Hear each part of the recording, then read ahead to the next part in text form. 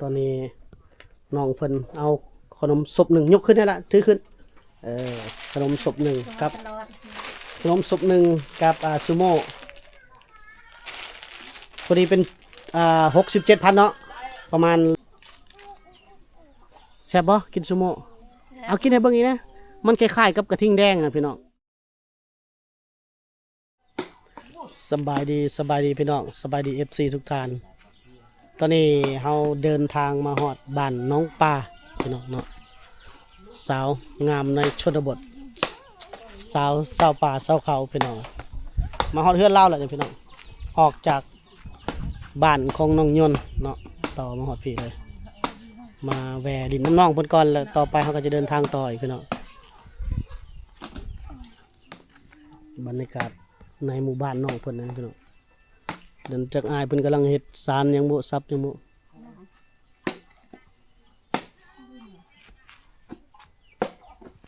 บ้านเราใกล้น้ำเซน้ำห้วยพี่น้องอันนี้จากเพิ่นแกงยังพี่น้องแดดร้อนนะแกงขี้เหล็กตามเบิ่งเป็นตะกินทั้ง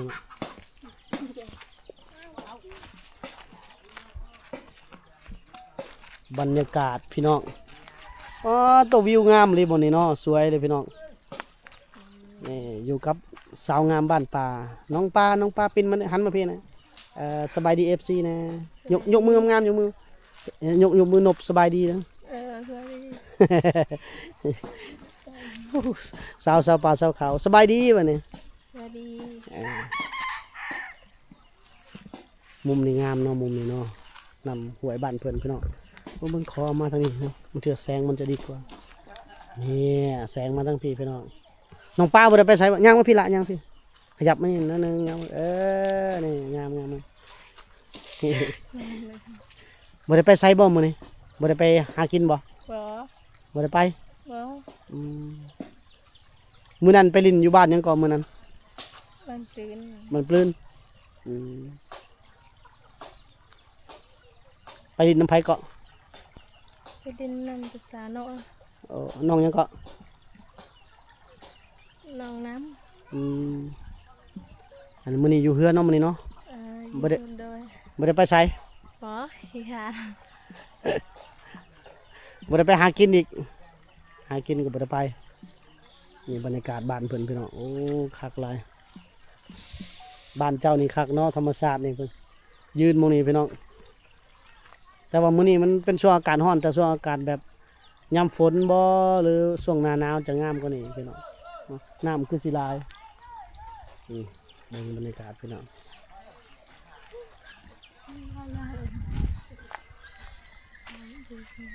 บ่ปลาหลายบ่อยู่นี่ฮะบ่มีปลามีปลาบ่น้ำห้วยนี่เด้อปลาบ่หลายเพิ่นว่าพี่น้องบ่ค่อยมีปลาเด้แถวนี้เด้อ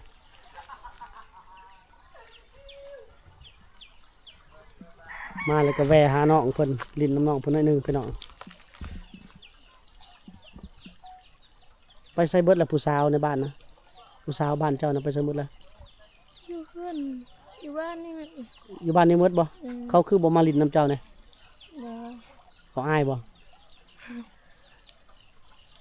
เอาลงเขาบ่กล้าเขากล้องบ่เจ้าเด้อซะเจ้าบ่อายบ่อายคือกันอายกันบ่เฮ็ดได้สบายนี่จำเป็นบ่เป็นเจอตลอดเนาะโดนตลอดมื้อนั้นก็พบกลางทางพุ่นบัดมื้อนี้มาพบอยู่เฮือนเลยมื้อนี้ดีแต่น้องเราอยู่เฮือนพี่น้องแกงยังเล็กไผไปหาน้องค่ะบ่แม่นเจ้าน้องไปหาแล้วมาแกงขี้เล็กหันบ่กินบ่ยังดีที่เว้าแห้งได้เว้าลาวเว้าแจ้งๆโลดบ่กล้าเว้าโลดย่านยังเด้ย่านเว้าบ่ถึกบ่โอ้ยเว้าไปโลดว่านี่เว้าบ่ถึกก็เว้าโลดแหล้วย่านยัง บ่ย่านดอกฮ้อนเนาะมื้อนี้บ่ได้แต่งหน้าเลยบ่มื้อนี้ บ่ เอ้าคือบ่เฮ็ดผู้สาวเนี่ยมื้อนี้คือบ่เฮ็ดงามๆเนี่ยบ่ละบ่มื้อนี้คือบ่เฮ็ดผู้สาวงามนะ การ ขี้คร้านเนาะโอ้ยมีแต่ขี้คร้านเนาะยิ้มเข้ากล้องงามๆแม่ได้ผู้บ่าวบ้านนอกมาเห็นในคลิปนี่แล้วได้เด้อผู้บ่าวหลายได้เบิ่งนี่นะผู้บ่าวสนใจหลายได้บ่มักบ่เห็นบ่ บ่ ผู้บ่าว FC ผู้บ่าวหลายได้อยู่ในช่องง่ายนะมักอยู่บ่ ก็มาอยู่ ญาติเจ้าก็มักเขาอยู่บ่คนในเมืองน่ะหรือว่ามักผู้บ่าวบ้านนอกเขา บ่มีมัก ฮะ บ่มัก บ่ญาติบ่มีคนมัก เลย บ้าหลายได้ FC นะผู้บ่าวแขวงอื่นก็หลายเขาทักมาหาอ้าย ผู้บ่าวต่างแขวงพุ่นน่ะอ้าวสนใจน้องปลาเด้เพิ่นว่าให้ขอเฟซได้มีบ่เฟซเจ้าก็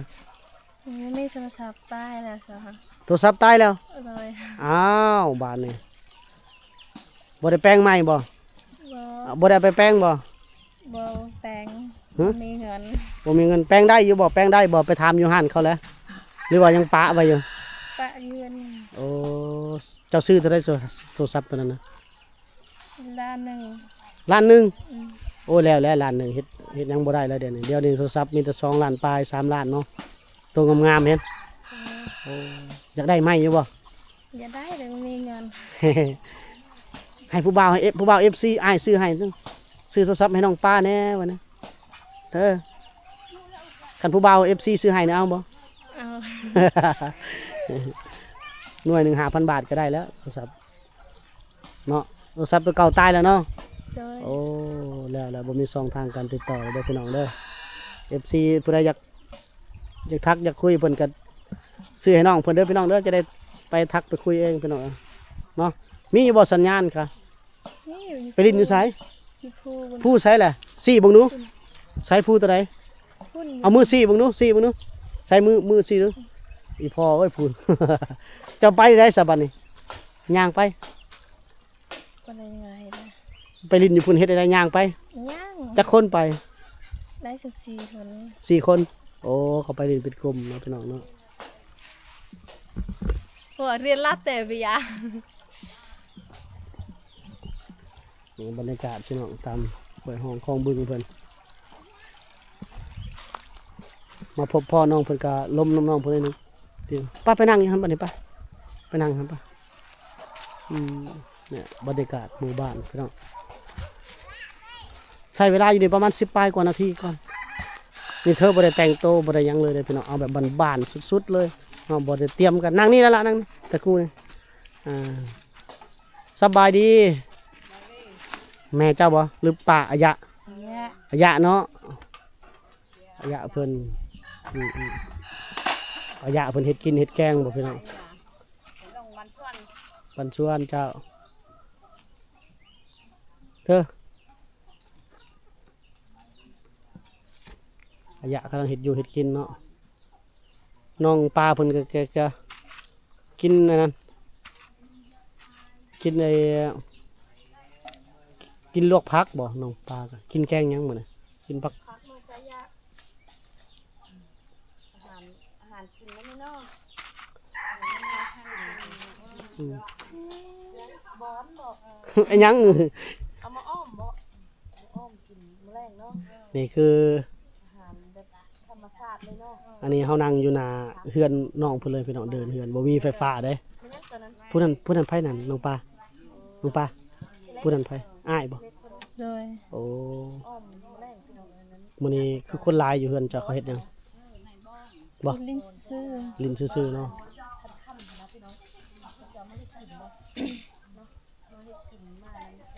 สาวงามบ้านป่าพี่น้องแบบบ้านๆเลยกันมือถือก็ธรรมดาบ่ได้ตบแต่งเลยเนาะเอาไปคัดไปเกาเอาก็งามละเนาะน้องปลาเนาะ โดย พาน้องปลานี่ไปเสริมสวยแป๊บเดียวก็งามขึ้นเลย คือสาวอินเดียพุ่นได้นี่ได้มองเพลินๆน่ะด้วยการทำงานเนาะลำบากพี่น้องเฮ็ดให้ทางให้อยู่บนภูเขาก็เขาเจ้าก็จะบ่มีเวลาเสริมสวยก็บ่มีเงินแหน่พี่น้อง ก็ได้ประมาณนี้แหละก็จะได้งานแบบชนบทเป็นงานแบบบานๆเนาะ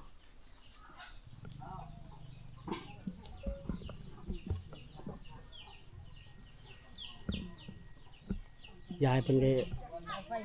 เอาไฟบ่ดังต่อให้กินทั้งเฮือนบ่บาดนี่ต้มบอน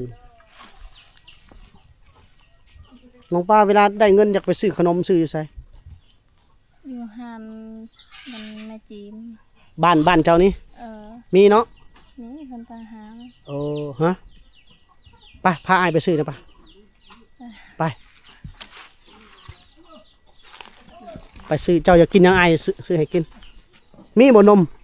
นี่ ไป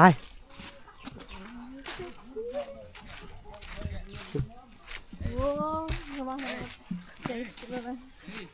อ่ะโอ้แน่นอนแล้วบ่ ผู้เฒ่าบ่ถ่ายเด้อ ถ่ายแต่ผู้สาวพาไปห้านค้าก่อนพี่น้องร้านค้าชุมชนในหมู่บ้านเนี่ยหมู่บ้านที่บ่มีไฟฟ้าแล้วเฮาอยากเห็นว่ามันมีห้านค้าห้านขายของมีหยังแหน่เนาะพี่น้องเนาะ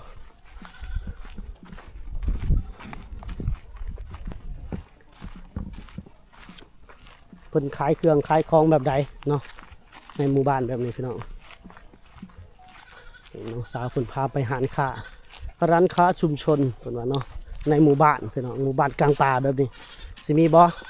ของขายแบบใดไปห้านได้ละยังบ่ฮอดบ่ไปน้องปลาสาวงาม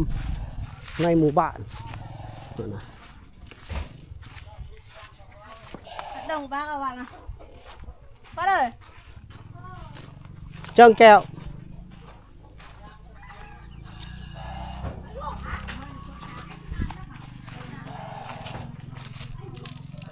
ตอนนี้เขามาหอดเฮือนที่เขาขายของขายทั้งเฮือนเลยพี่น้องเลยขายอยู่ขายทั้งหมู่ทั้งบ้านมีบอกคนอยู่ มี ไป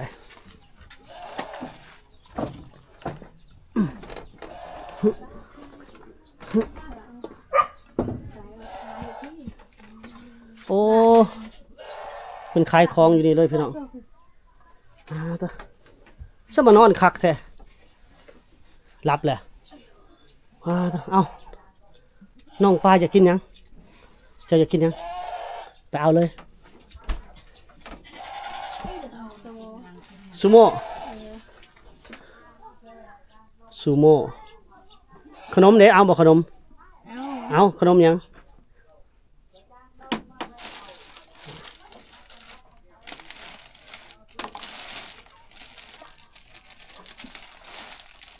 ไอ้เราก็เขาขายเป็นก้อนเท่าไรขนมนะ 3,000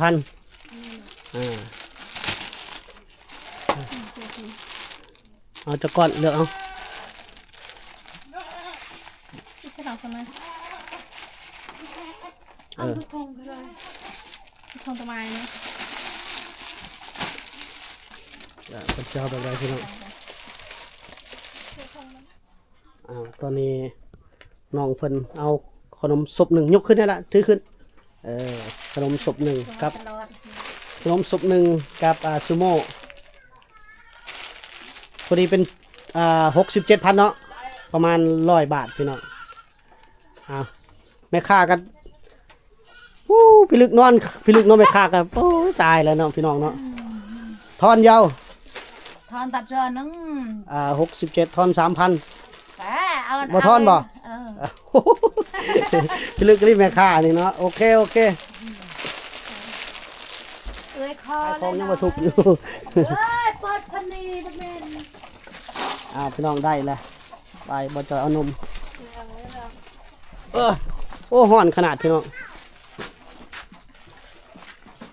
ยังรอดเมื่อทางนั้นนี่โอ้เพิ่นเอาไปปั่นร้านเพิ่นได้ไปแบ่งโอ้ยยังแบ่งปันเขาเพิ่นอีกเนาะไปจู้เอาบัดนี้ฮ้อนแดด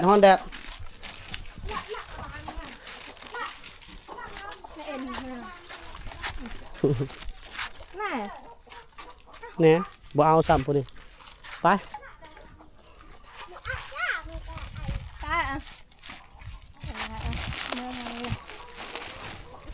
เธอเอาแล้วก็ศพหนึ่งแล้วก็เธอมาแบ่งลูกหลานได้พี่น้องเลยถือว่ามีจิตใจแบ่งปันอยู่คนนั้นคนนี้อยู่พี่น้อง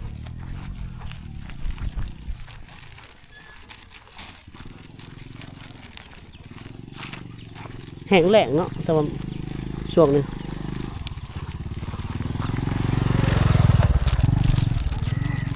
แซ่บบ่ขนมน่ะ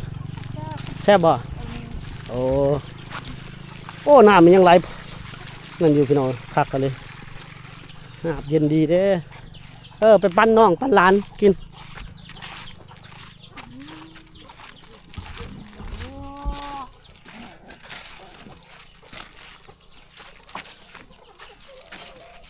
มานั่งอีพี่ก้อนมันกินถ่าหลานมาเดี๋ยวเขา พอแล้วในกายมาเอาแก้วคุณมา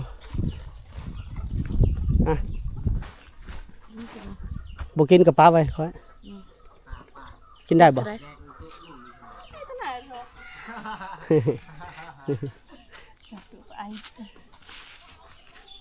เอาป้าไว้นี่แหล้วขนมถือไว้ดับเบิ้ลจะหน่อย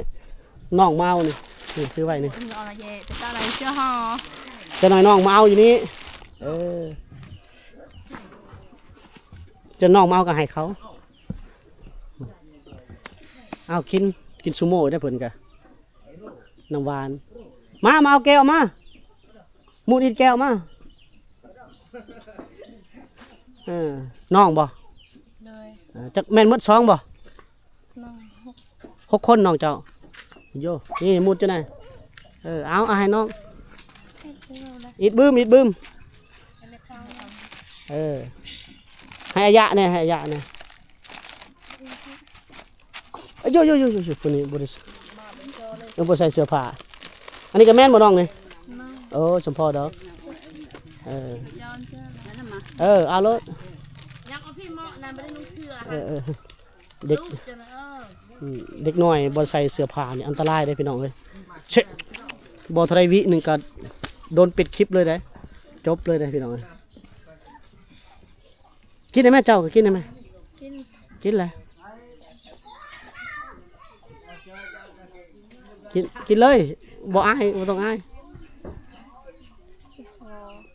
กินซูโม่กินซูโม่ไปได้เพิ่นเนี่ยสาวงามในชนบทพี่น้องประมาณนี้แหละแซ่บบ่กินซูโม่เอากินให้เบิ่งอีกนะมันคล้ายๆกับกระทิงแดงนะพี่น้องเอากินให้เบิ่งแน่กินให้เบิ่งนะซื้อมาแล้วต้องกินแน่เนาะ FC เพิ่นจะว้าตัวแซ่บเลยกินน้ำซูโม่เพิ่นว่าแซ่บบ่ขนมเนี่ยคือบ่แก้กินขนมนะว้าวคอยแต่ละพี่น้องนี่แหละพี่น้องทรงออก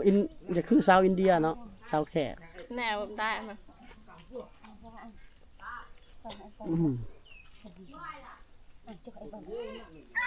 ซื้อขนมเลยเป็นศพหนึ่ง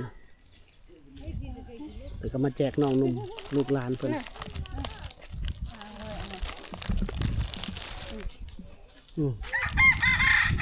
คนนี้แม่ได้เนาะ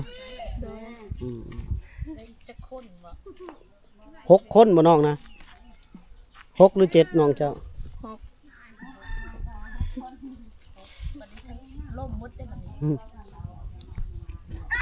ลายเลยน้องเพิ่นนะเพื่อนเพิ่นนะโอเคเลยพี่น้องจักโมงละเวลาชื่อว่าเร่งขนาดเนาะเร่งกับช่วงมันหนักมันร้อนแดดกระเจ้าก็บ่มีกิจกรรมอย่างไรพี่น้องโอเคพี่น้องคลิปวิดีโอนี้เราจะได้จบคลิปไว้สำนี้เดินทางต่ออีกพบกันใหม่ในอีพีหน้าสำหรับพี่สบายดีน้องป้าสบายดีงามไหมสบายดีวันนี้บายบายนะ